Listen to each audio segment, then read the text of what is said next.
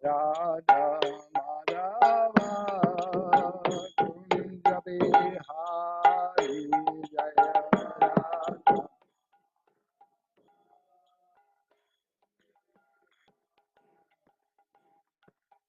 Vedana Vallabha Girivaradhari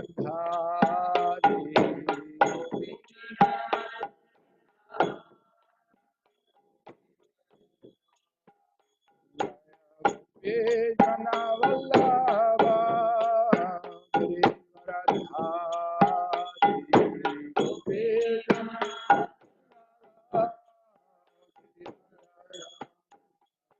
Chodandana Braja Janaranjana Chodandana Yashodanandana Braja Janaranjana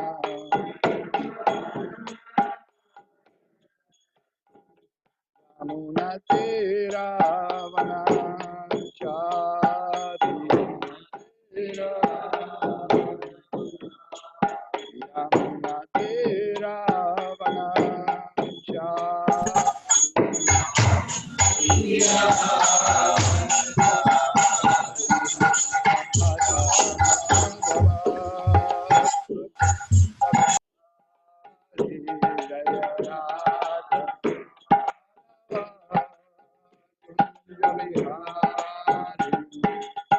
Radha Madhava Kunja Bihari Madhava Kunja Bihari Hare Krishna Hare Nam Sankirtan Yagya ki Jai Srila Prabhupada ki Jai Śrī Brahma-saṁhitā ki Jai Gaur Premanande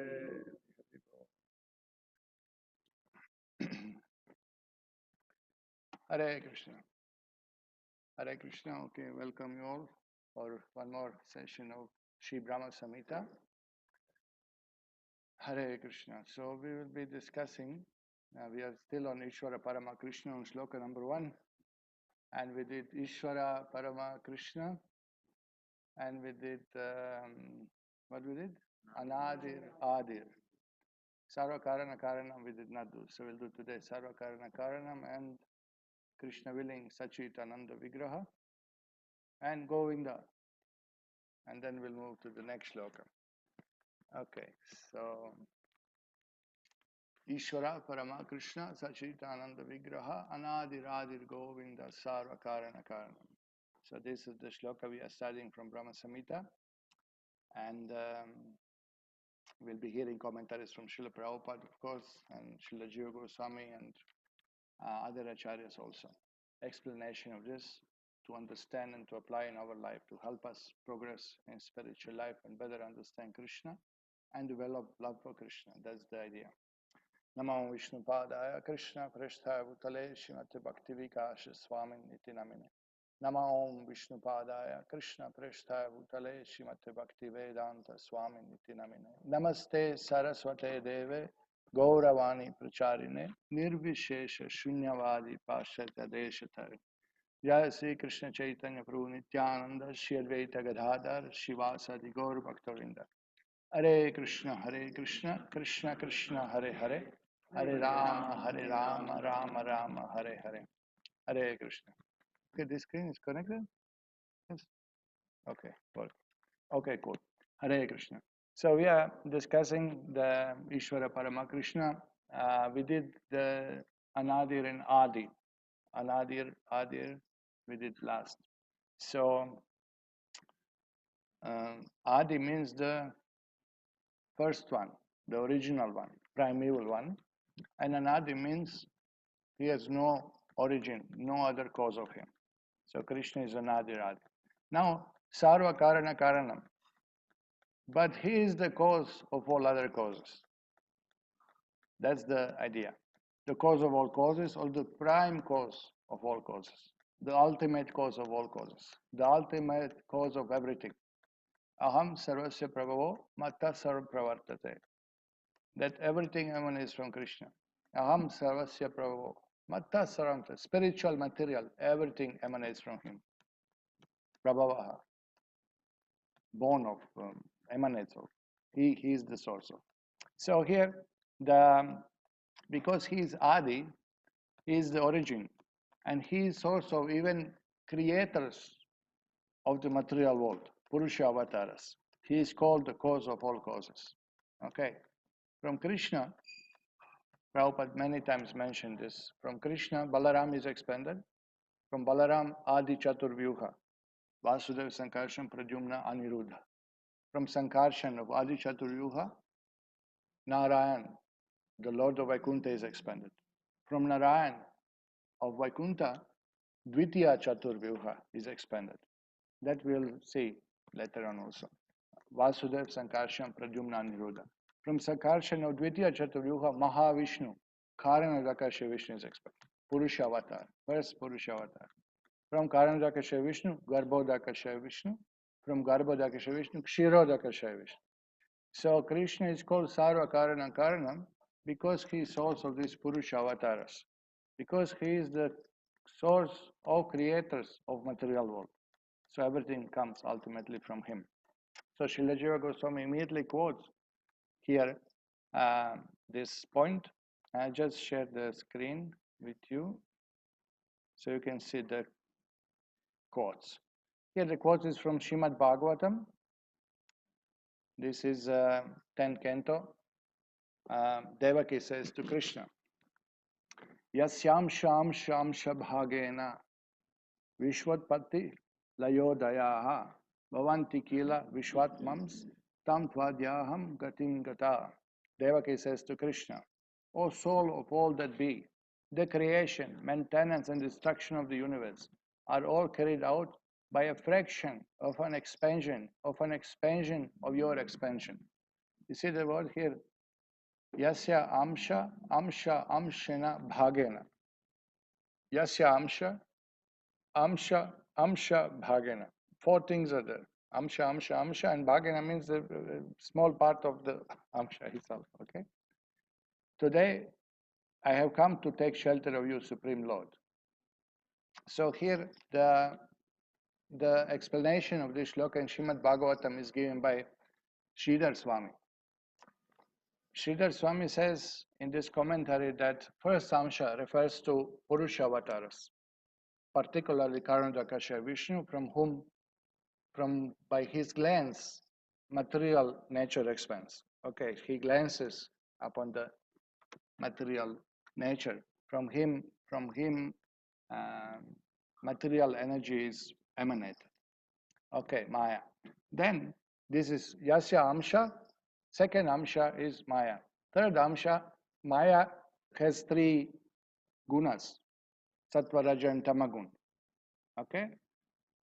And my very small portion, Bhagena, of gunas, creation, maintenance and destruction of the universe takes place. Therefore I surrender to you. This is how he explained. You see the shloka, Yasya Amsha Bhagena. So your Amsha Bhagena. From you expands Mahavishnu, then material energy, then three modes, and by three modes, the Bhagena, a small portion of those activity of those gunas, material is created, maintained, and destroyed. So how powerful you are. So what is the point? Today I have come to take shelter of you, you are Supreme Lord. You are Sarva Karana Karanam. Look at this shloka from Bhagavatam. It's amazing. Okay, so Srila Jiva Goswami quotes immediately second quote from Bhagavatam to show that Krishna is origin of Purusha avatars. Okay, so here the quote is from Brahma prayers to Lord Krishna. Now, when he had stolen the calves and he was checking the powers of Krishna, Lord Brahma, he was caught into illusion. He thought that I will do some mischief, I will see Krishna's power, but he was bewildered. He wanted to bewilder the Lord that, oh, what you will do, I'll steal your coward boys and calves. And just by thinking that, Brahma was already in illusion. He thought that he will put Krishna in illusion, play his illusory power on him. But even that very thought that I will play with Supreme Lord That was his illusion already. So anyway, he was exposed. He saw the Vishnu Murtis. He saw the calves are there. The boys are there. He saw Krishna's powers. He could see, not to tell all, you know all the story. Okay, so now he was embarrassed. He messed it up. He was really embarrassed. And he was also not embarrassed in one sense. Is my father is Supreme Lord. He knows I'm like this. I misunderstood him, but he will forgive me. So he is appealing that, like father, mother, not upset with the child. Why you, Supreme Father, you forgive me? He had this appeal. I'm like your son. I'm born of you, like that. So here the shloka. O Lord Adokshaja, does a mother take offense when the child within her womb kicks with his legs? And is there anything in existence, whether designed by various philosophers as real or as unreal, that is actually outside your abdomen? So again, shloka refers that he is source of everything. Is there anything outside of you that did not come into existence from you? No, nothing exists. My dear Lord, it is said that when the three planetary systems emerge into the water, at the time of dissolution, your plenary portion, Narayana, lies down on the water. Gradually, a lotus flower grows from his navel, and Brahma takes birth upon that lotus flower. Certainly, these words are not false. Thus am I not born from you. Now he is speaking to Krishna. He is speaking to two-hair form of Krishna in Vrindavan. He is directly calling, you are Narayan from whom I am born. He is directly speaking, Krishna is that Garbhodakashaya Vishnu. Correct? He say, thus I am not born from you. So I'm your son. He's appealing. You forgive me. Mother forgives the children. Father forgives, So now, this is the shloka. Narayanastvam nahi sarvadehinam atmasya adishakila lokasakshi Narayanonangam narabhu jalayanat tachapi satyamna tavaiva maya. Are you not the original Narayan? Narayanas tvam nahi. Are you not original Narayan or supreme controller? Since you are the soul of every embodied being and the eternal witness of all created realms. Indeed, Lord Narayan is your expansion, and he is called Narayan because he is the generating source of the primeval water of the universe. He is real, not a product of your illusory Maya. So now this is here interesting that when Lord Brahma say that I am not born from you, Srila Swami gives commentaries here in the Bhagavatam. He says that here Krishna may ask that maybe you are son of Narayan, but how did you come to be my son? So now to answer this challenge in advance, Brahma spoke the second shloka, that are you not the original Narayan? No, this is Narayana Stvam Nahi Sarvadehinam Atmas. Are you not the supreme controller? So here Brahma clarifies, I am born from Narayan, but you are the origin of Narayan. Therefore, I am your son. Ultimately, you are my origin. So immediately he answered that, no? And now he said that actually Narayan is your expansion. No, he says this. Narayana Angam. You see this? Narayana Angam. Nugam. Okay. So now here he said Narayana Stvam Nahi. Are you not Narayana? These are spoken in irony. Certainly you are Narayana. Are you not Narayana? You are Narayana. That is the meaning. You cannot play with grammar now and say, oh, you see, Brahma is not clear. He's asking, are you Narayana? You're not Narayana. You say, you're not Narayana? If I say you're not Narayana, doesn't mean what it means. It means certainly you are Narayana. It's said ironically. Now if Krishna challenges him, why do you say I'm Narayana? Then Brahma replies, Sarva Dehinam Atmasi. You are indeed everyone's dearest life. Now this is here, no? Sarva Dehinam Atmasi. That why you say I'm Narayan? No, you are the one who is actually the object of love of every soul, of everyone. No? This is what they say. You are indeed everyone's dearest life. Brahma says, are you or not Narayana? So Nara means all living entities, word Narayana. And Ayana means shelter. Nara Ayana, one who is shelter of all living entities. So Brahma said, are you not that? I can call you Krishna Narayana with full right, with full pride, with full proper understanding, proper address. Because you are the ultimate shelter of all living beings. So the word Narayana, he goes on explaining. Okay, therefore Narayana means the shelter of all living entities. Brahma thus says, because you are super soul of all living beings, you must be Narayana. So he is now directly calling Krishna Sarva Dehinam Atmasi. In every body, Atma is there and Paramatma is there. So he said, Krishna, you are that Paramatma in everyone's heart. So you are definitely Narayana. Okay. Thus, changing the pitch of his voice, Brahma asked ironically on the Lord, O Lord of Lords, are you not Narayana? So after giving these arguments that you are Paramatma, you are the, um, shelter of all living beings, so what is wrong? I call you Narayana. There is no difference. Here, Adisha also is called. Okay, let me see now.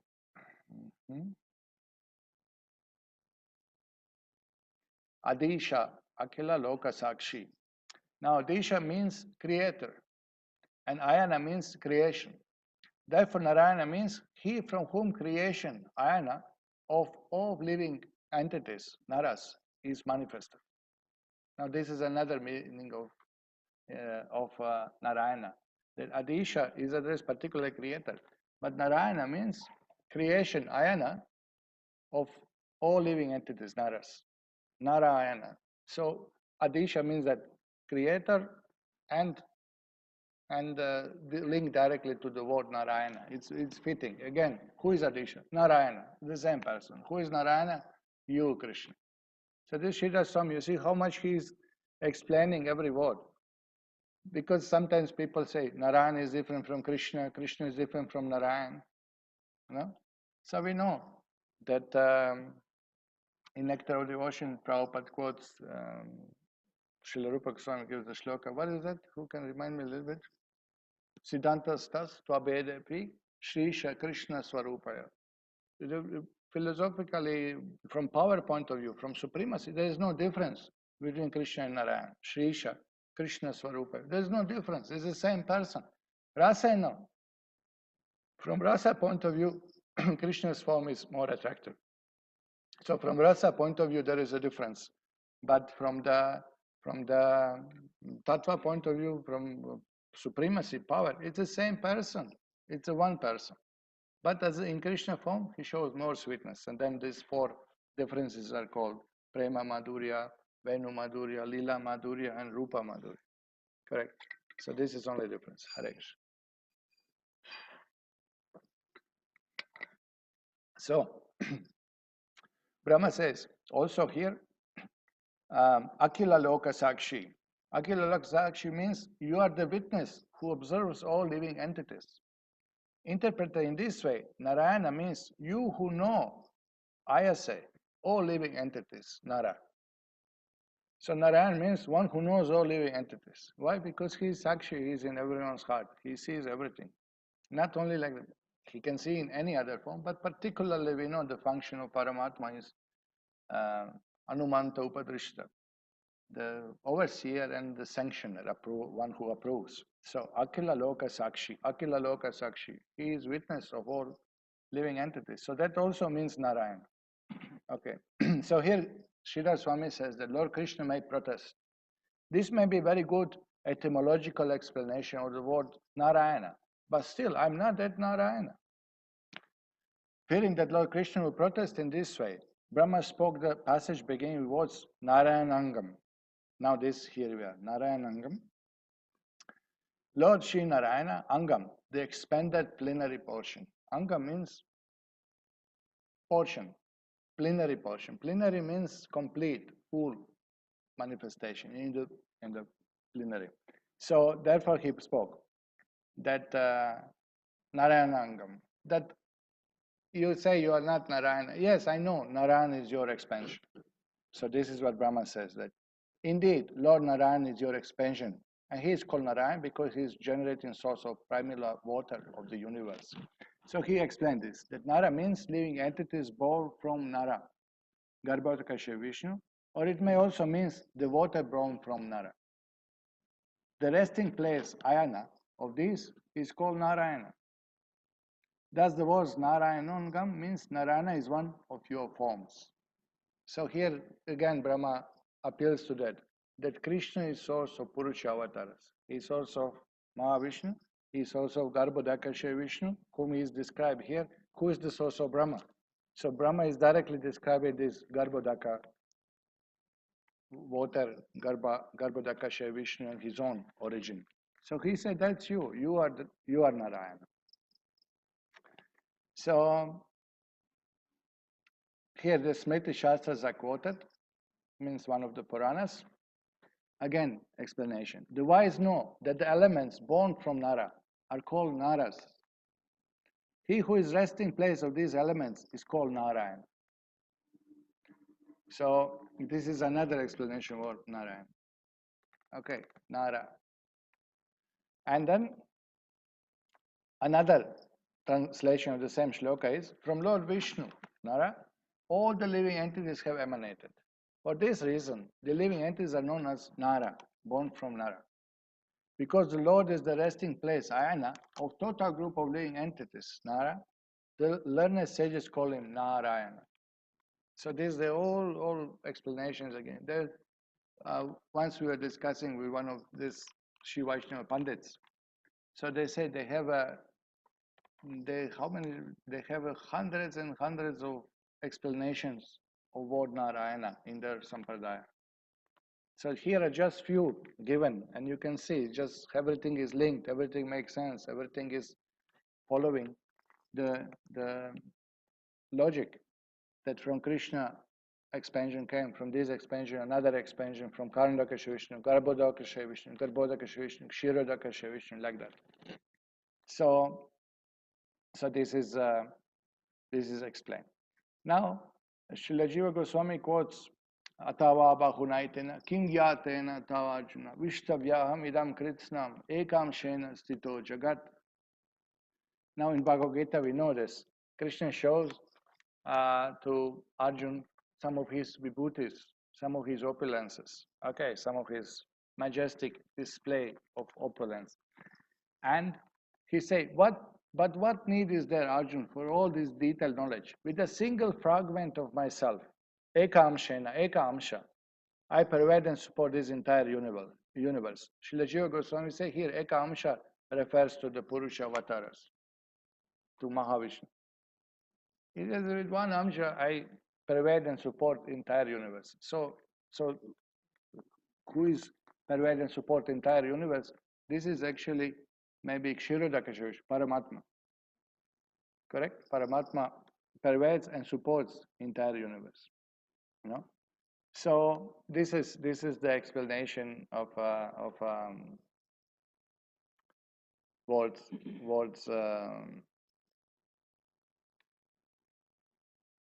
of explanation of Sarva Karana Karanam, because refers actually to the Krishna, who is source of all Purusha avatars. This is explained. So now we have this, now everything is linked. You see, we were studying separately each word. Ishvara, Parama, Krishna, Sachit, Ananda, Vigraha, Anadi, Radhi, Govinda, Sarva, Karana, Karanam. Now you have to think what is the meaning of Adi, what's meaning on Adi, and link it to Sarva, Karana, Karanam. Then this becomes really compact. It is powerful statement, description of God. This shloka really describes God in an infallible way. Very precise, very clear what is his power, what is his position, what is his supremacy. Anadi Radhi, Govinda, Sarva Karana Karanam. It really fixes up there. There is no loophole, there is no fault, there is no way to escape that Krishna is supreme, you know. So this is described here. So now we'll discuss Vigraha. Vigraha, so far the impersonalists, Mayavadis, speculators, they kind of interpreted words, Ishvara, Parama, even Krishna, they were playing, Krishna means black, or Krishna means this, and Krishna means that, no? But now the word Vigraha comes. It's a killer for impersonalism. Everything else they could play with, now the word Vigraha comes. Vigraha. Form, why form? Why form? Soon as you say form, you are limiting God. But what is the logic? If God is Janmadhyasya Ataha, if God is source of everything, then He is source of all forms. He is source of all forms and He has no form. You are claiming that I've given you so much money, but I have empty pockets. I never had any money. I'm a beggar. How is it possible? So God has a form, and therefore from Him all other forms emanates. But they try to speculate, interpret this way, that way. They don't want to accept that God has a form. Then automatically form refers to a person, and person you have to surrender to. So they want to avoid surrender. So this word Vigraha, this is killer for the impersonalist.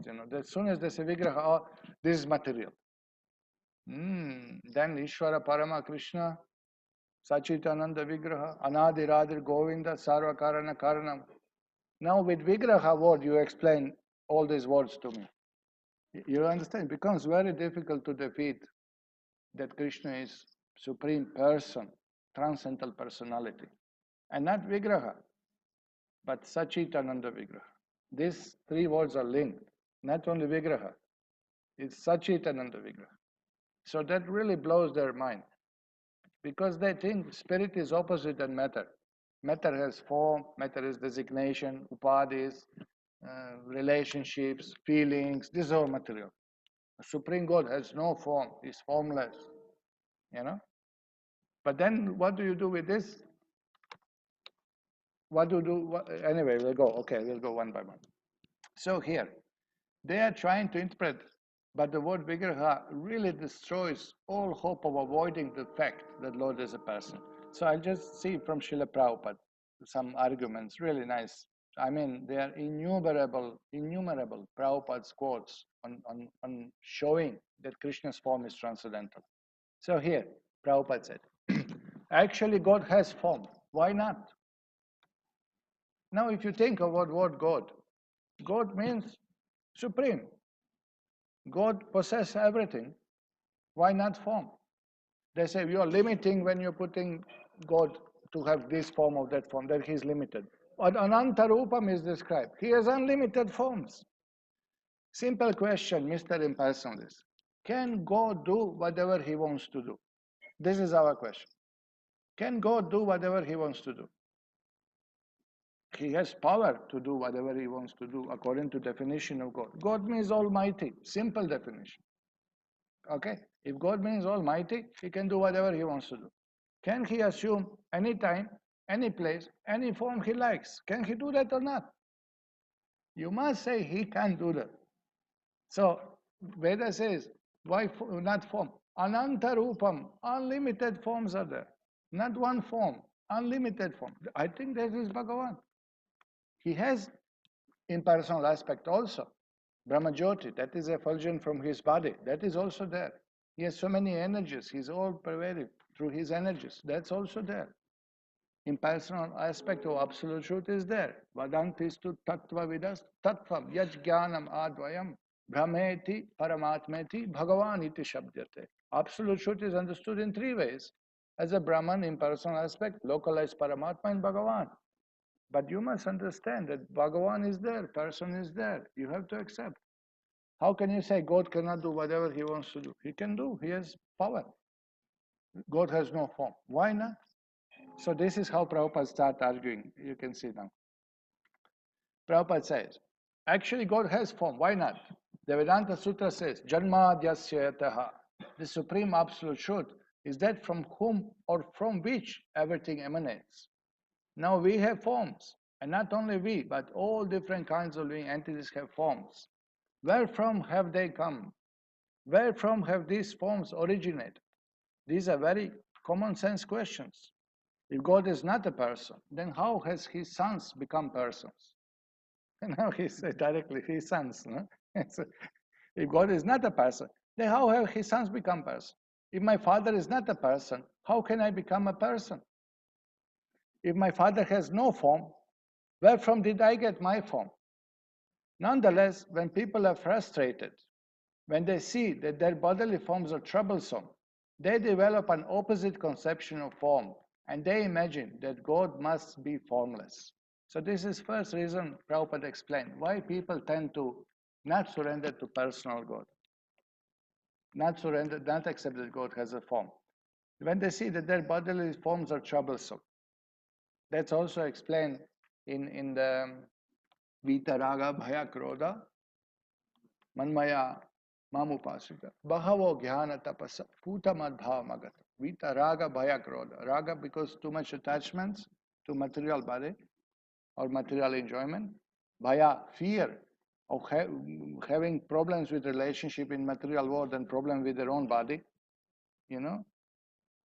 And Krodha, they are angry with all these religious people who in the name of religion have wars, who bogus gurus and cheaters.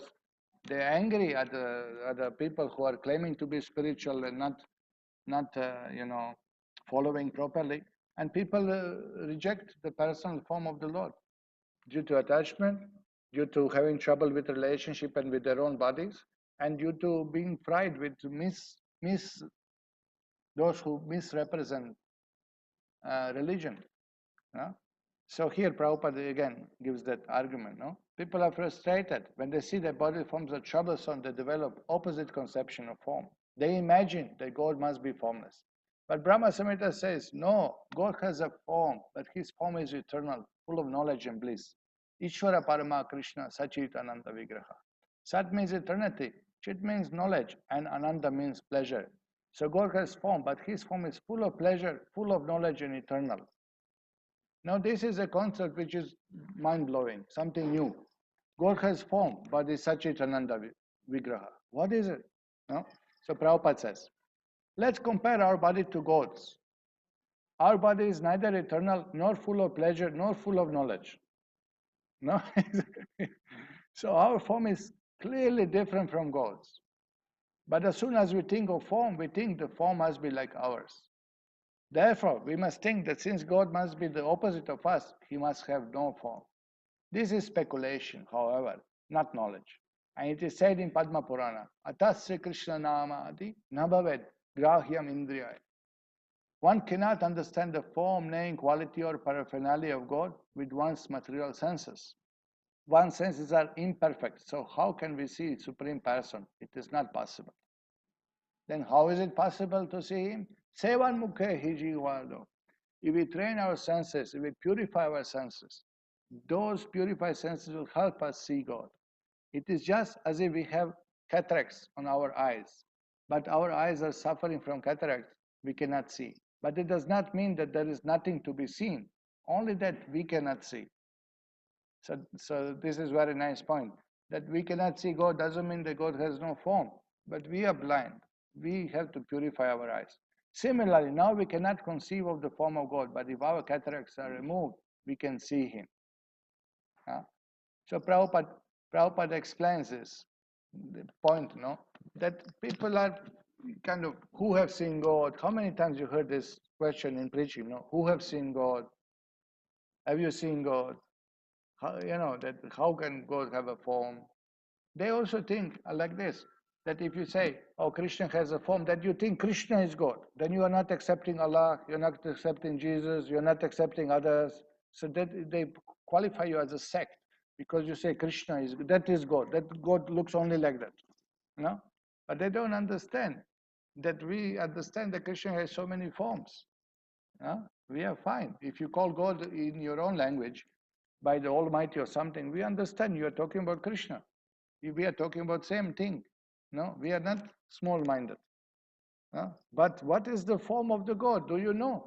You do not know. It doesn't mean that God has no form. So from Vedas we got all these details that God has form. God has many forms, and we have description of these forms. How much description is there in Bible or Quran or Torah? There's hardly any description of God's form. But that doesn't mean that God has no form. You have no knowledge of God's form. That's all. No? So here is Shastras describe, Acharyas describe, Vedas describe. God reveals himself through the Vedic knowledge. So here Prabhupada says again, God has a form, but it is not form like ours. Now this is he's clarifying now. As soon as people say how God has a form, not like ours. Hold on. No, not like ours. His form is Sachitanand, but our is opposite. God's form is Sat, eternally existing, while man's form is Asat, temporary. So first of all, God's form is eternal. Not born, doesn't die. His form, our form, and our soul is different. Our body is born and going to die, but not God's. God's form is Chit, full of knowledge, but our is Achit, full of ignorance. No, everything we have to learn. When we are born, we don't know anything. We don't know who we are, what is the purpose, what is our name. We don't know how to walk, talk, eat, nothing. Everything we have to learn from beginning. And his form is full of Anand, bliss. But our is Niranand, full of miseries. Back pain, neck pain, this one, that one. Now it's hot, I'm cooling, fanning myself. Okay, so it is only because we cannot conceive of a form so different from ours that sometimes it is said God is Nirakara, without form. Because we cannot conceive, it's difficult for us to understand spiritual concepts, spiritual form. But by hearing, by purifying, engaging in Krishna service, we can see. Okay, so, okay, let me see what else quotes we have. So, yeah, Prabhupada said that. Now, at the beginning days when Srila Prabhupada preached in the USA, when he started preaching in New York, there was a small gathering, some 20 devotees were there. So Umapati Maharaj narrated the story once that they were living together nearby, Kirtananda, Hayagriva, Umapati, who is now Umapati Maharaj, and others were, first day Mukunda Maharaj was there, and others who were coming from the very early group, beginning days. So Prabhupada was attracted to them. They were feeling, oh, this is very nice person, some saintly person. Swamiji from India came. They were hearing the classes. They were chanting. They were, attracted with prasadam also. Kirtan they liked. So everything was going on. And but they were also not committed in that way. There were not many books at that time, and they didn't know much. They were just, learning from Prabhupada about Bhakti Yoga. And they were reading all kinds of books even before that, and even going for Prabhupada classes, still reading some impersonal books and this and that. So one day some Prabhupada gave class, and then I believe Kirtananda, if I remember, Kirtananda stood up. So, but Swamiji, isn't that God in person? Ultimately, there is a light, there is in person, and Prabhupada was looking at him. And he went on speaking, So Prabhupada, few times, are you finished? And he went on, oh, God is impersonal, he has no form, there is a light, there is energy, it's all pervading, we cannot fix on only one name and one form, God is more than that. And we spoke what we call Pakka Mayavad, impersonalism, in front of Prabhupada. And then Umapati Maharaj says, Prabhupada became red in the face. Shout, God is a person, why not person? God has a form, he's a person, he has his feelings, he has his activities, he has his form, he has his abode. He starts shouting, and everybody, what happened? Swamiji was peaceful all these days, and suddenly, why he got angry? They couldn't understand. They were overwhelmed with Prabhupada's reaction. They were overwhelmed. Why did he react so strongly? Okay, he spoke something anyway, brush him out. What? Who cares, No, Prabhupada was really angry, you may say, because this is why Prabhupada came. He came to defeat this Nirvishesh and Shunyavad. He came to present personal God. He is a devotee. He is a devotee of Krishna. He has his feelings for Krishna. Now, if somebody says that, oh, your father is no good quality and he doesn't exist actually. If you ask me, I don't care, for him. It's very offensive. If you have any love and attachment to your father, you will be upset. If you don't care for your father, you say, yeah, he's like that one. But devotee, he has to react. Prabhupada, he had to react on that. This is bhakti. People in India particularly, they have concept of sadhu, shantarasa, om shanti. Every sadhu's name is Shantilal. Shantilal Ananda. Just big smile and whatever nonsense you speak. ठीक है, everything is okay, everything is bliss, everything is ananda. But if you spoke to Hanuman against Ram like Ravana did, look what happened in Lanka. There was no Shantarasa displayed there, definitely not by Hanuman. No, Arjun also did not display Shantarasa. So the devotee preacher, devotee who is attached to Lotus Feet of Krishna will not tolerate this blasphemy of the God. Direct ignoring Lord's form is directly considering non-existent. He has no form, he has no qualities, his pastimes are Maya, his activities are Maya, his form is Maya, this is all material. You are ignoring. Prabhupada says they want to kill God. They want to cut his limbs. They say he has no form, no senses, no limbs. This is very, very, very offensive. So, okay, so the Srila Prabhupada explains again from another point of view why people do not accept form of the Lord. And just read another quote. But foolish creatures, although actually under the control of Supreme Living Entity, defy his existence, and their state is called Maya. Sometimes they deny that there is such a being as God. They say everything is void. Now this is Shunyavad concept. This is Buddhism. Buddhists, they don't believe in soul. What about God exists? They say ultimately nothing is there. And so many people are affected with Buddhism. In the West, so many people are attracted, are void. Okay, materialism is not good. Material sense enjoyment, this is gross, this is low class, this, that. But ultimately, they don't want to commit to any religion. They don't want to commit to personal God. They don't want to commit to institution. They don't want to follow anybody. So this appeals very much to the mind of frustrated sense gratifiers who bhogatyag. They want to enjoy it. When they are on the drugs, on alcohol, everything, oh, this is killing us, this is not good for us. I'll become spiritual. I'll stop material activities. I'll sit in yoga meditation 10 minutes every morning and become vegetarian or vegan, and I'll become Buddhist. Shunya, I'll think of nothing. Mind your mind to be mindless. Stop desires. Yeah, for 10 minutes. Stop desires. So, you see that they say everything is void. And sometimes they deny him in different way. There may be God, but he has no form. Some energy is there, supreme power, all pervading. And then they go one more extent. We are all God. We are all one. Okay. So both these conceptions arise from rebellious condition of the living entity. Actually, Jiva wants to enjoy. They don't want to surrender to God. But because they are not able to enjoy in material world, which is temporary, then frustration comes. And then they are trying way out. As long as this rebellious condition prevails, the material world will continue in disharmony. So this is the reason Prabhupada explains why people do not accept the form of God.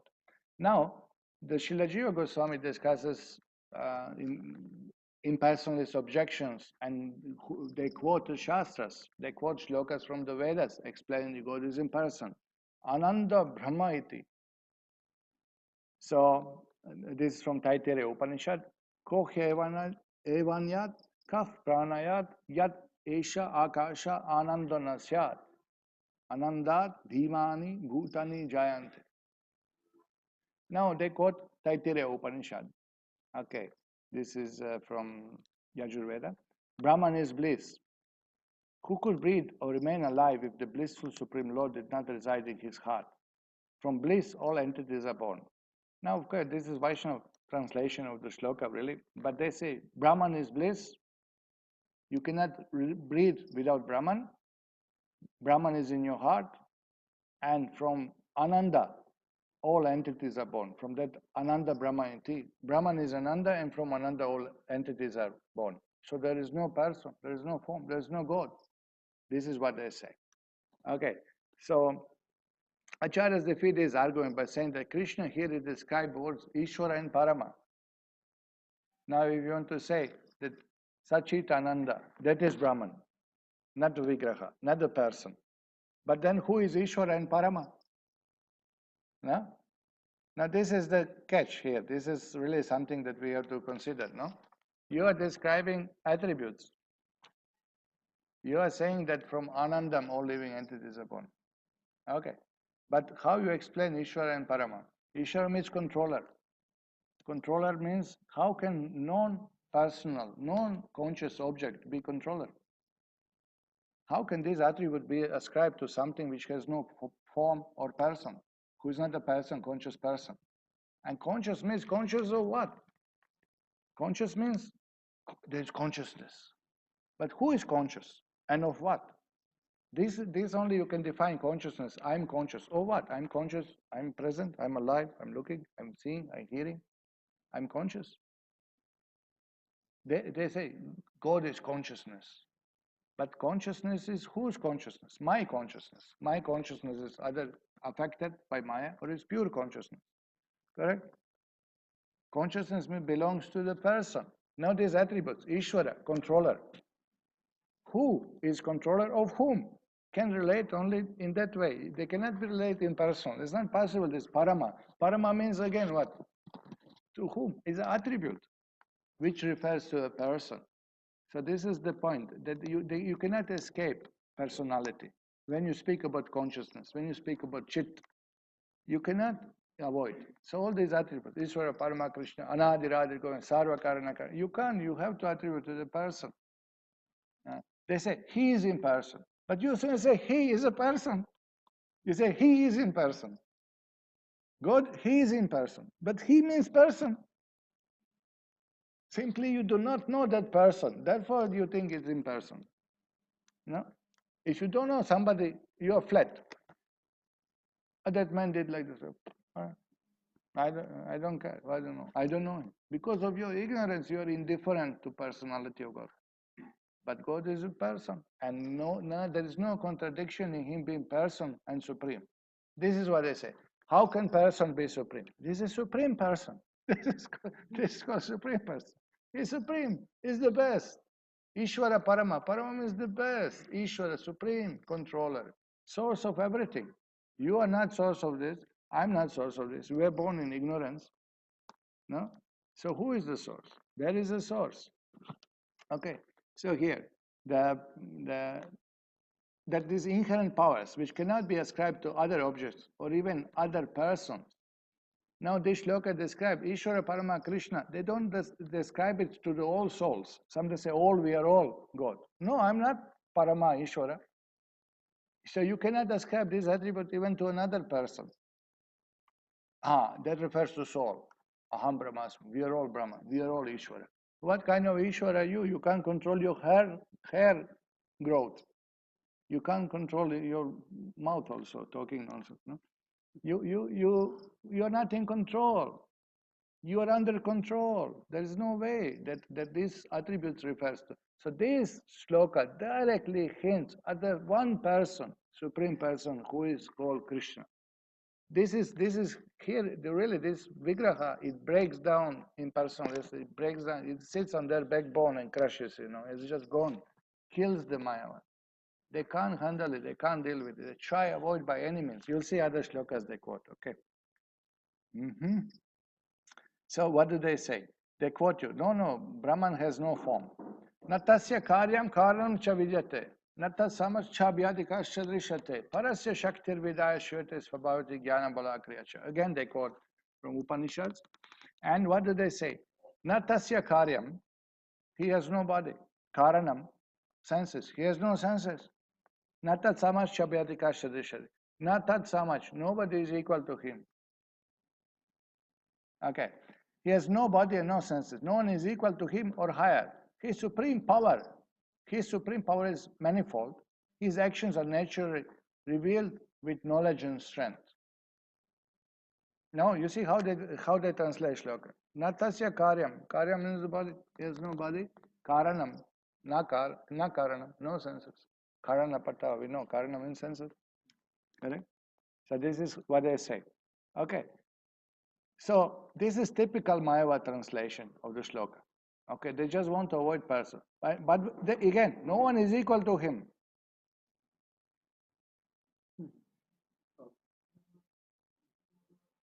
To him.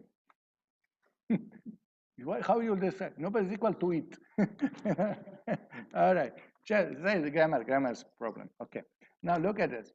The explanation again doesn't make sense. Parasya Shakti Vidaya Shurati. He possesses the Shaktis.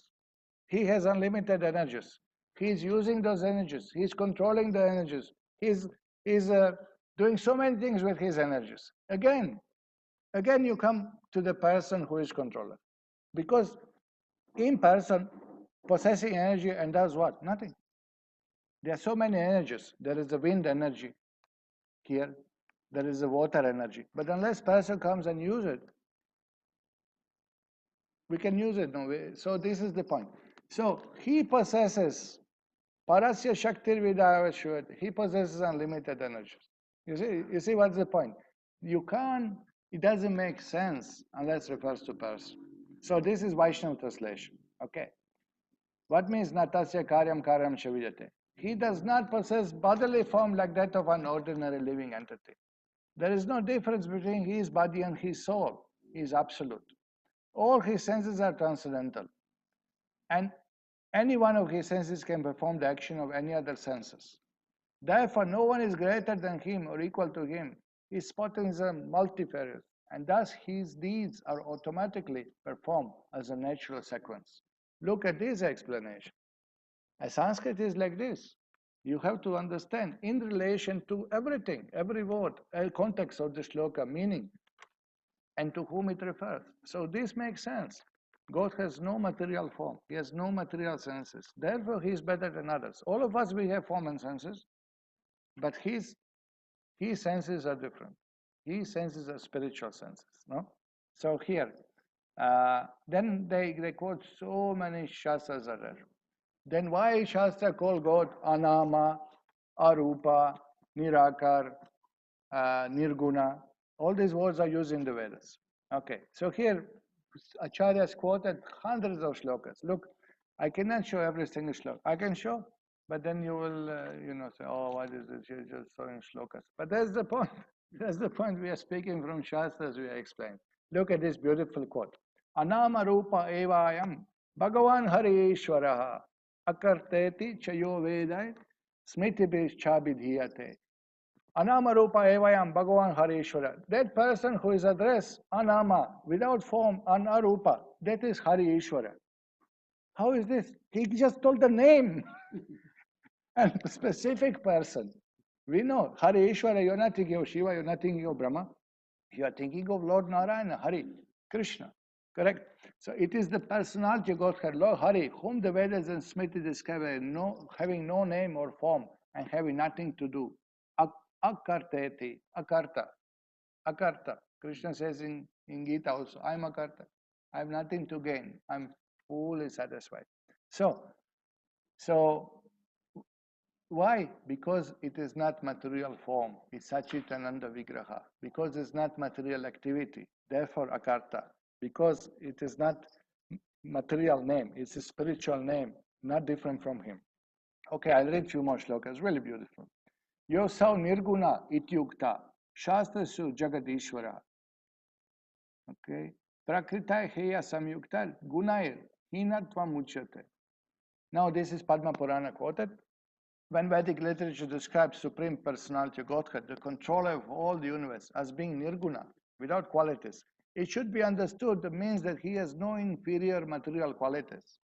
Yosau nirguna ityukta. When he is called nirguna, shastrashu, in Shastra, who? Jagat Ishvara. Supreme controller, when you say nirguna, means he has no material qualities. Doesn't mean that he has no qualities. He is guna dham, in same Shastra described, about of all good qualities. No? If I say that, oh, Chitahari Prabhu came for the class without pants, without shirt, he came naked. No, he came in dhoti. No, he didn't come in pants and shirt. He came in dhoti. So if I say he came without pants and shirt, doesn't mean he is naked. Doesn't mean he has no dress. Means he has dhoti. So same thing, Shastra says nirguna. He has no quality. No, Baba, he has spiritual qualities. He has spiritual qualities. He has no form. No, he has no material form. He has a spiritual form. Simply means no form means no material form. He has a spiritual form. Correct? So these all misunderstandings comes like that. Okay, read few more shlokas. 9 o'clock. So, Srila Jiva Goswami quotes. Okay,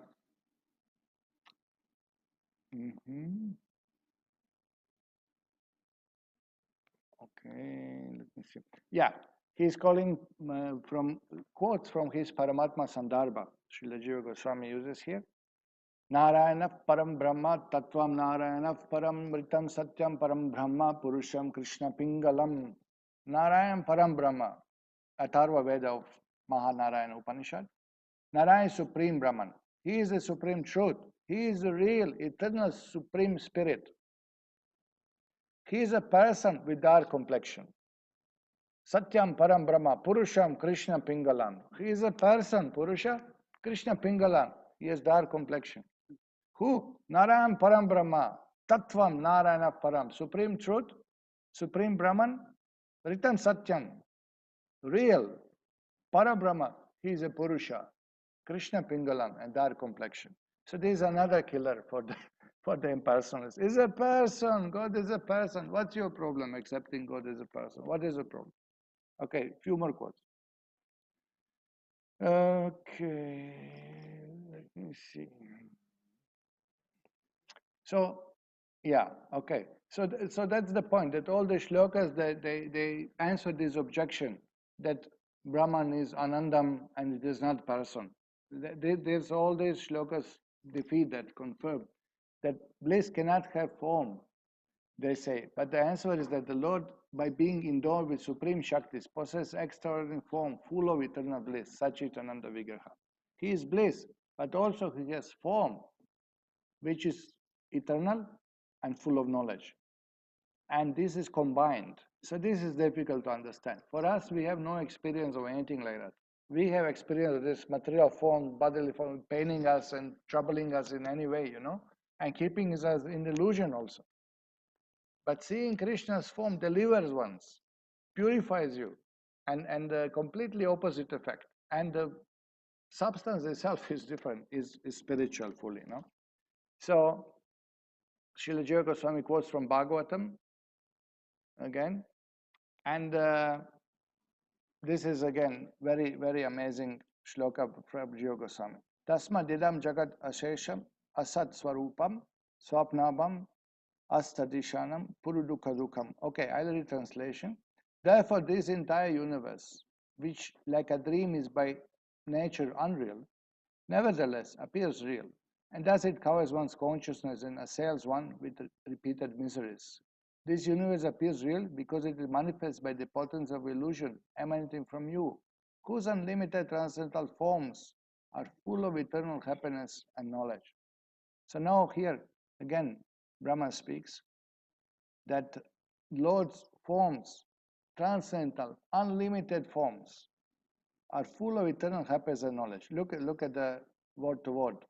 Twai, you, Eva, indeed, Nitya, eternal, Sukha, happy, Bodha, conscious, Tano, whose personal appearance, Anante, unlimited, Mayataha, by illusory energy, Udyat, coming from, appears. So this is that your unlimited transcendent forms are full of eternal happiness and knowledge. Brahma speaks. And here, the Atharva Veda is quoted, Gopal Tapani Upanishad, and Haya Shirsha Pancharatra also, same shloka is given. Sachitananda Rupaya Krishnaya Klishtakarine Namo Vedanta Vedyaya Gurave Buddhisakshine. I offer my respectful obeisance unto Krishna, who is a transcendental form of bliss, eternity, and knowledge. I offer my respect to him because understanding him means understanding the Vedas, and he is therefore the supreme spiritual master. So what did the Atharva Veda say? Sachitananda Rupaya. Rupa, form. Sachitananda Rupaya. So what is the problem? They think Sachitananda cannot be form. But Rupaya is a form. So this is a problem for conditioned soul to understand that actually the body could be made looking just like material body, but is made of spiritual elements, is made of spirit. Even Bible says in one place that man is made on God's image. So God has a form, man has a form. So this is the quote here. Okay? And another quote is from Brahmanda Purana, Ashtatara Satanama Stotra. Nanda Vraja Jananandi Sachitananda Vigraha. Lord Krishna's transcendental form is eternal and full of knowledge and bliss. Lord Krishna delights the residents of Nanda Maharaj's land of Vraja. Particularly referring to Krishna and his Leelas in Vraja, again, his body is called Sachitananda Vigraha. Okay, so here I'll just give this little divisions according to Jiva Goswami. Now Sachitananda Vigraha, he splits Sat Vigraha, Chit Vigraha, and Ananda Vigraha. He explained what does it mean actually, because this is where confusion comes. When you say Sachitanand, Maya, what is it like? But when you add Vigraha, Rupa, why did you say Rupa? This should not be Rupa. Sachitananda, stop it, enough. No, Sachitananda Rupa. So Sachitananda Vigraha refers Sat Vigraha, Chit Vigraha, Ananda Vigraha. So now Srila Jiva Goswami goes on quoting innumerable shlokas to explain what means Sat Vigraha. Sat Vigraha means his form does not change. Sat means eternal. Sat means it's a potency of Krishna which expands eternity. So Sat Vigraha means his form does not change. Chit Vigraha, having a body of knowledge. What means body of knowledge? Knowledge has quality that is revealing. When you're learning something, you say, okay, knowledge is revealed. You're getting it, you're understanding. I can get it. So that quality of knowledge, which is revealing, refers to Chit Vigraha, which means that this form is self-revealing. Okay, so here, the having body of knowledge, which means that the form has the power to reveal itself to others, because it's self-revealing, which is a quality of knowledge, self-revelation. It is not dependent on another object to reveal it. So this form of Krishna is self-revealing by himself. He can reveal that form. Chit potency is potency of knowledge. Chit Shakti or Samvit potency is potency by which Krishna knows everything and by which Krishna is known, or one can know Krishna. So when one is blessed by the Chit Shakti, one can know Krishna. So when one is blessed by Krishna, he can see his form. This form is self-revealing. Prakashate Mahatmana. Lord reveals himself. So this is called Chit Vigraha. This is the meaning. And Ananda Vigraha means that Govinda is the abode of the purest, highest prema, complete with all its components. So that will be explained. So Ananda Vigraha means that that form is a source of transcendental pleasure. Ananda Vigraha. Seeing that form, it gives immense transcendental pleasure to everyone. Okay, so now for next time we'll have to discuss Sat Vigraha. So many quotes are there, but it's nice to see from different angles how Shastra describes Krishna's form as Sat Vigraha, and then Chit Vigraha, and then Ananda Vigraha, and last word to describe his name Govinda. So I think tomorrow we'll be doing that. So thank you very much for coming. Thank you for hearing wherever you are. And if you have any questions, do we have some questions here related, preferably related to today's class?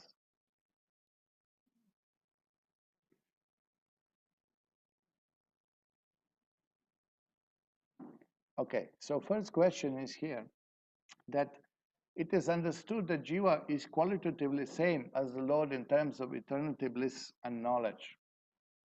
In which case, from where does he get ignorance and be covered by Maya? Jiva is eternal, God is eternal. Jiva can experience bliss, and knowledge of Jiva is not same as Krishna's knowledge. The Jiva's Maya covering comes from its independence. Jiva is conscious living entity. Nityo Nityanam, Chaitanas Chaitananam. So Upanishads describe there are many living entities, eternal living entities, conscious living entities. Eko Bahunam, but one is superior to them. One, Krishna, is omniscient. He knows everything. Jiva has independence in order to love God, to exchange loving feelings with God. Jiva has independence to love God or not to love God. If Jiva chooses not to love God and try to enjoy separately, comes to material world, which is not exactly Jiva's constitutional position.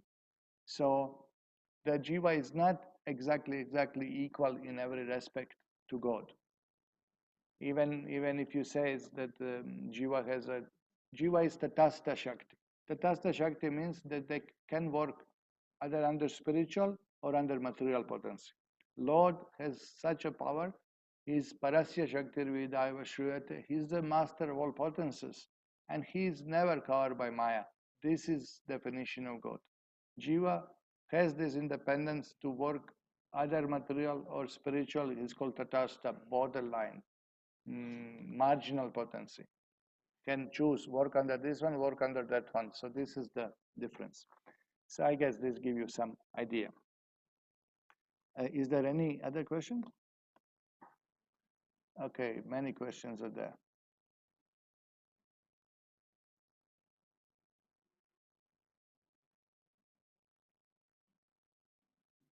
Santos people allege that the Lord left his body when a hunter named Jara hit an arrow at the Lord's foot, trying to prove God as impersonal. How can we refuse this argument? How did Jara hitting the Lord by the arrow in the foot showing that it's impersonal? It shows that it's a person.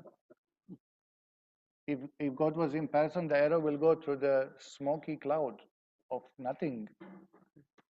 So how this? I don't understand the question. I guess some misunderstanding here. Or they want to say, you see, Krishna died. But where do you get this knowledge from?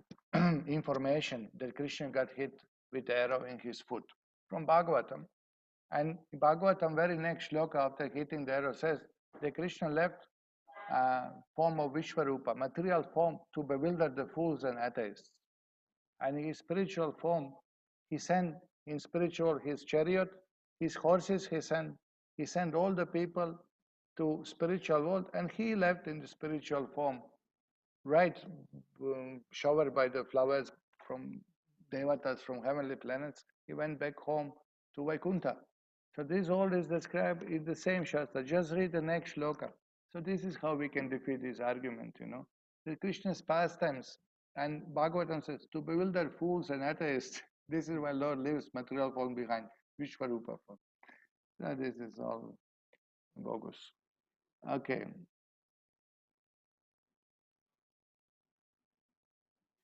Question. In Valmiki Ramayana, we are discussing Brahma-saṁhitā. Are you aware? Yes.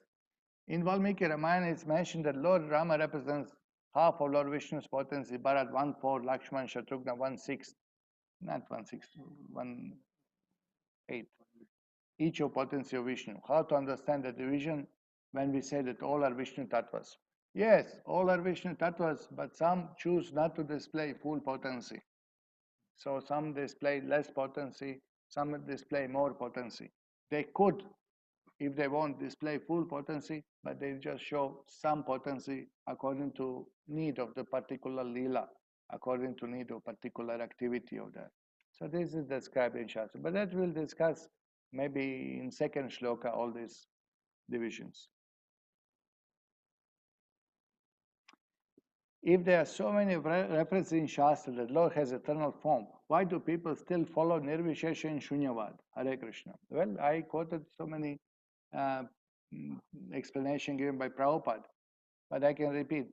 Because people are attached to material enjoyment, And if they know God is there and God is watching, then they cannot enjoy. They're frustrated. They don't want God. They came to material world. They left God, Baba. So second thing, they're frustrated with relationships and forms, and they think material. Oh, God is like us. Oh, like us. Oh, I don't want God. Like, is also material? No, he's not material. And then they are fried with religions who are all so many bogus people in the religious garbs, in the dress of religious people. So many wars in the name of religions, and so many discrepancies, inappropriate activities by the so-called religious people. And envy and hate is propagated, and people get fried, frustrated. So many reasons are there. But I tell you, the ultimate reason, Prabhupada say, rebellious nature of the conditioned soul. They want to be independent. Because if you accept God as a person, He's my master, I'm His servant, I have to serve Him from today. So what do? You join Hare Krishnas. You become Hare Krishna, shave your hair. No more this hairstyle, that hairstyle, no hairstyle. Here we have some hairstyle means I'm servant of God. God will pull us, Krishna willing, by His mercy to spiritual world. We put tilak, we are serving God now. We are not serving our senses, we are not serving our country, we are not serving our wife, we are not serving politicians, we are not serving our dog. We are Dāsa bhuto hare reva. We are servant of Lord Hari, Supreme Person. So Jivas is weak, material desires are overwhelming one's heart, mind, and intelligence. People cannot surrender. Therefore, satsanga is important, hearing from Shastra is important, and then we get that strength and mercy of Krishna is important that we can surrender. Okay, Hare Krishna. Nirguna, which one? Nirguna refers to no material form. But what does Saguna refers to in this context? Saguna worship and Nirguna worship are often used by impersonalists. What is the Vaishnava conclusion about Saguna? Saguna means worshipping with qualities, and Nirguna means worshipping without qualities. You can meditate on the impersonal Brahman. Even to say it's so difficult. How they say, we are meditating on impersonal form of the Lord. Can you imagine form? Come out. Okay, so you can meditate on impersonal Brahman, which is bodily effulgence of the Lord. We will be discussing this in the few sessions. So, Lord's body is transcendental, spiritual. Effulgence is coming out. The transcendental light is created by self-effulgent body of the Lord. So some transcendentalists, jnanis, they want to meditate on that impersonal light, which is above material world. And they can realize by meditation and knowledge of Shastra that we are not this body, material world is a mess, sense gratification is gross for animals, and I should focus on impersonal aspect of the Lord. So this is called Nirguna worship, worship of Lord without knowing His form, pastimes, qualities, and therefore you come to the Brahman by that. Destination will be Brahmajyoti. You merge into the transcendental rays of the Lord. And Saguna worship means you worship personal Lord. You worship Lord's form, qualities, pastimes, deities. You meditate on, chant His name, meditate on His dealings with His devotees, and you go to Vaikuntha, which is our eternal constitutional position. Okay, I hope this helps.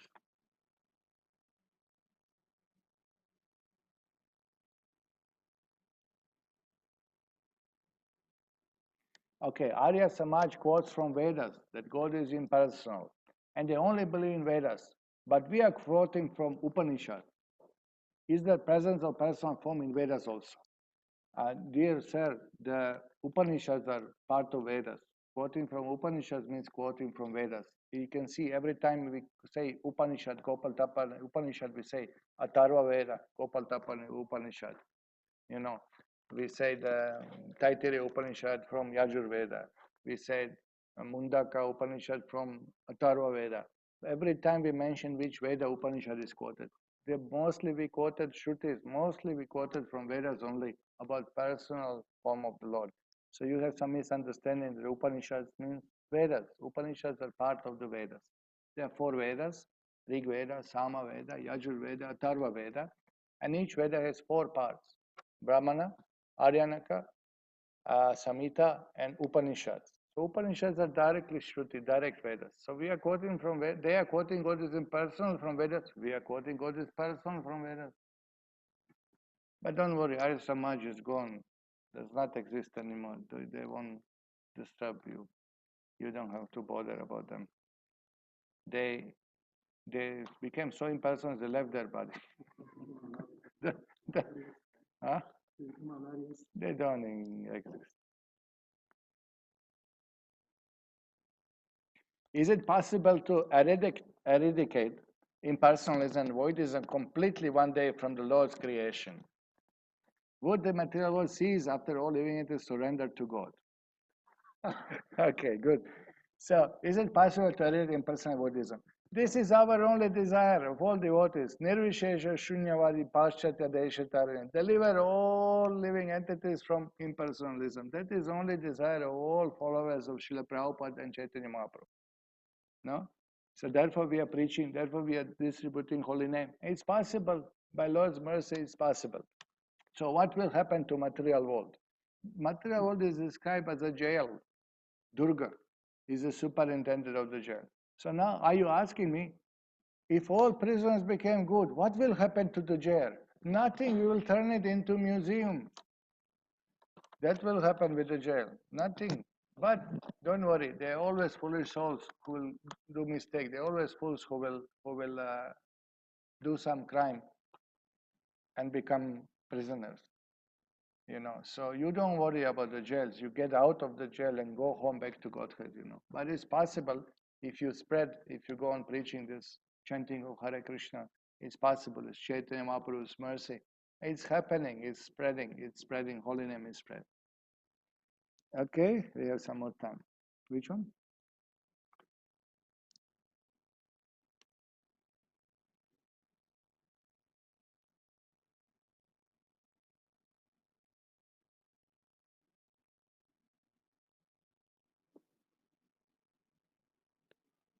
Oh, this is another something. Okay, in Srimad Bhagavatam Brahma-saṁhitā, it is mentioned as Krishna is Supreme God. And from him everything is created, like material energy and all of other his expansion, like Sankarshan, Aniruddha, Pradyumna, like that. But in Bhagavad Gita, Krishna says all souls exist eternally. So how is it possible for his expansion of avatars if they exist eternally? Or how should we understand these both statements? Or would there always be rebellious soul in the creation? Okay, someday you are mixing here the jivas and the Lord's avatars. But okay, I'll explain it. When Lord says that creation expands from him, the spiritual creation always exists. The spiritual universe is always eternally existing, is manifested from Lord's potency. Indeed, Sandhini potency. It is potency of which presiding deity is Lord Balaram. He expands his potency. By his power, spiritual world exists. But it exists eternally. It's not existing independently from God. It is God's potency. It is God's idea. It's God's arrangements. It's God's power to do it, to manifest it eternally. So we are also, sometimes we say we are all created by God, but we are not created. We eternally exist. Every soul exists eternally, but when we say we are created by God, means we are eternally existing as God energy, as energy of the Lord. We are eternally subordinate to Lord. We are one of these Lord's energy. We are Prakriti. God is Purusha. So we are created does not refer to time sequence, that at that point of time we are created. No, we are created by God means that we are depending on Him. We are His energy. We are His potency. We are Tatastha Shakti. We are not Shaktiman. So that refers. So it is not referring to time sequence, that you have to understand.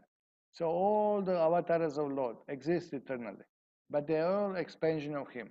Swayam Rupa of Krishna, that we'll be discussing tomorrow when we discuss name of Govinda.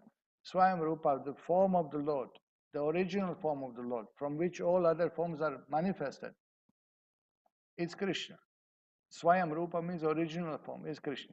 From one candle, another candle is lighter. They have same power, but this is the first candle. You can't deny that. So Krishna is first personality of Godhead and all other expansion. Vasudev, Sankarshan, Pradyumna, Aniruddha, Narayana, Dvitiya Chaturyuga, Purusha Avataras, Guna Avataras, Manvantaras, Yuga Avataras, Leela Avataras, everything, Shakti Avesha Avatar, everything comes from the original candle, Krishna. So it is eternally manifested, Krishna Avataras, but they are all understood, is expansion from him. Again, there is no time concept in the spiritual energy. So this is the issue that you have to understand. To give you understanding that we depend on him, that we are his energy eternally. So that's what it means. Would there always be rebellious soul in the creation? Yeah, they are curious. How is there any way of what is there in material world to enjoy? What is there? How would look like enjoying separately from Krishna? It's curiosity, it's the desire of Jiva. What is there? You know that one, curiosity kills the cat. There will always be some rebellious soul. But Prabhupada says something like only 10% of souls fell down material world. Not every soul is foolish like us. Which one? Some people are in illusion that we ISKCON have created our Shastras commentaries. What to reply in this matter? Some people are in illusion that ISKCON created Shastra commentaries. But commentaries are quoting you from Vedas which are eternally existing. We are showing commentaries from Acharyas, we are showing commentaries from Puranas, from Upanishads.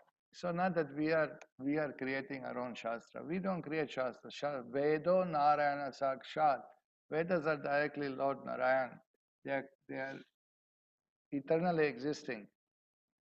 They are spiritual manifestation of the Lord. They are not different from Lord Narayan. So nobody can create Shastra. We can only repeat what Shastra says. We can follow Guru Parampara. And you can reply by showing in our Bhagavad Gita Guru Parampara list. Look, this knowledge comes from Krishna to Brahma, to Narad, to Vyasadeva, goes to Guru Parampara and comes to A.C. Bhaktivedanta Swami Prabhupada. We are not manufacturing any knowledge. We are taking Krishna as it is from the Vedas, from the Gita, from the Bhagavatam, from the authorized books, and we also quote authorized Shastra. We are not whimsically misinterpreted. You can show them, look, these are original books. Bhagavad Gita, Sanskrit shlokas are there, word-to-word translation is there. So this you can prove like that. Okay? Okay. So thank you very much. Do you have any questions, comments, anybody? Okay. Thank you very much. So see you tomorrow. Śrīla Prabhupada ki jai. Śrī Brahma-saṁhitā ki jai. Gaur Premanande.